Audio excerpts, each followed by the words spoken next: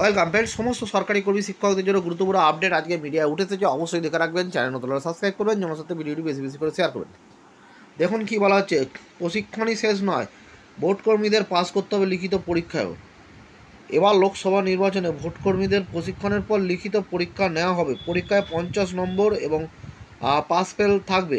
রাজ্য নির্বাচন আধিকারিকের দপ্তর সূত্রে এই খবর জানা গিয়েছে। তবে পুরো বিষয়টি নিয়ে ভোট কর্মীদের মধ্যে কিছুটা বিভ্রান্তি ও সংশয় আছে, কারণ প্রতিবারই প্রশিক্ষণের পর লিখিত পরীক্ষা নেওয়া হলেও তাতে কোনো নাম্বার থাকে না, ফলে থাকে না পাস ফেলের প্রশ্ন।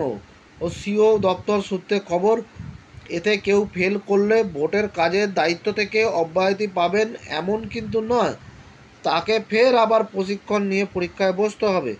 ভোটকর্মী হিসাবে যারা কাজ করবেন তাদের সংশয় এইসব নিয়েই।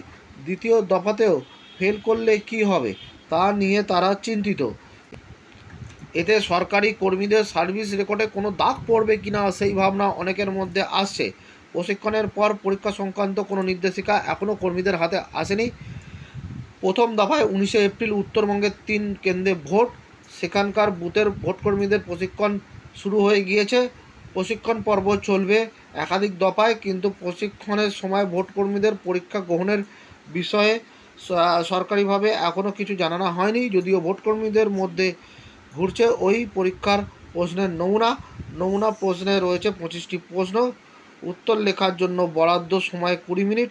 নমুনা প্রশ্নপত্রের প্রতিটি প্রশ্নের নিচে ফাঁকা স্থানে সংক্ষিপ্ত উত্তর লিখতে বলা হয়েছে। সুতরাং দেখলেন যে ভোট কর্মীদের শুধু প্রশিক্ষণই নয়, হবে তাদের লিখিত পরীক্ষা, অর্থাৎ প্রশিক্ষণ হয়ে যাওয়ার পর লিখিত পরীক্ষা, ভোট সম্বন্ধে প্রশ্ন থাকবে, সেখানে পাস ফেলের ব্যাপারও নাকি থাকবে বলা হচ্ছে। তবে ফেল করলে যে ভোটের ডিউটি থেকে অব্যাহতি পাবেন এমন কিন্তু নয়। ধন্যবাদ।